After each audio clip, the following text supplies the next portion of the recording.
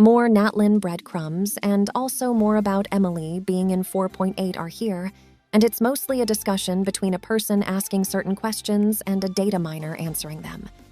Before you all get excited from these conversations, the main source is said to be Uncle K. Everyone, and I mean everyone that shared this, told us to be very skeptical of this or the famous take it with a grain of salt. All right then, let's check it out. They start with NATLAN having a lot of limited characters. Uncle K says it would be best if you all refrain from wishing from the start. According to them, and to be honest, this is really early info, so do be skeptical on this.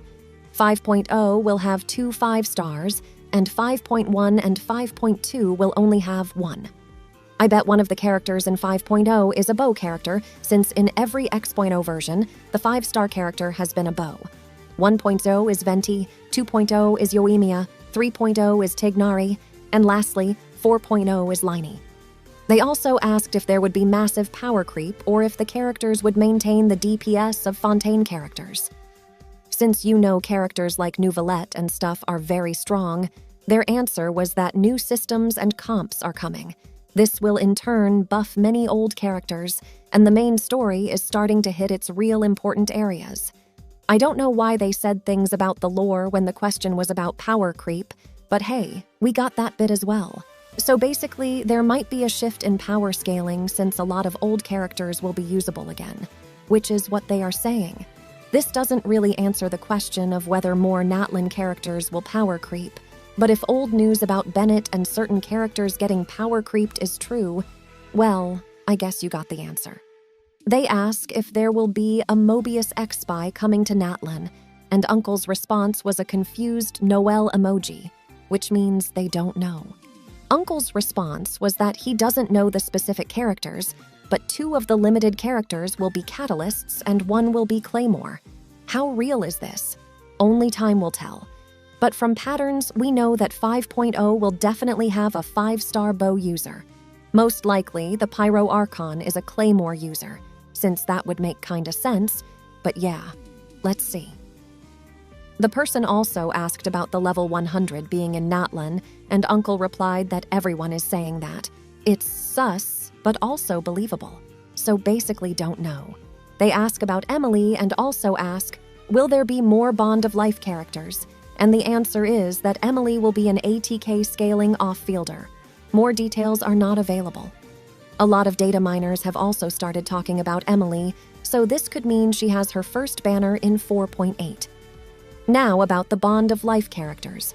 Uncle said he doesn't know if there will be DPS characters, but there surely will be support characters with BOL. So most likely, Emily will have BOL as well. I don't know why the person wanted to know this, but they asked with passion. Who has the biggest personality between the Pyro Archon and Dahlia? If you didn't get what I meant by personality, well, it's probably for the best. Uncle's response was that it's similar but suspected to have bandaging, so like Yoimiya, I guess. And in terms of actual personality, not the other thing. She's apparently like a big sister who is extroverted and enthusiastic. They go on to say more things, but we don't know if these things are true, so I'm just giving you the basics. A few more questions are left, so let's check them out. How does Xbalanque compare to Arlecchino? The answer was, don't know, and it's too far in the future. There was another question that asked if support characters from NATLAN would power creep both Kazuha and Bennett, and the answer was, don't know, but don't miss out on the Pyro Archon. Then there was a question about Columbina, and it was mostly lore data and wasn't really a kit reveal, which makes sense since she will be released during the middle or end of NATLAN. So having nothing on her makes sense. I'm not going to talk about the lore since lore is best experienced rather than spoiled. Then Uncle explains a few things about NATLAN, like NATLAN has a few ruins. I mean, doesn't every nation have ruins? Capitano being there is confirmed, which again isn't a new thing. Nouvellette confirmed it. So yeah, that's about it. So what do you think? Comment down your thoughts, and while you are at it, like and sub too. Oh, and turn on the notifications as well so you don't miss out on anything. Thank you for watching and have a wonderful day, everyone.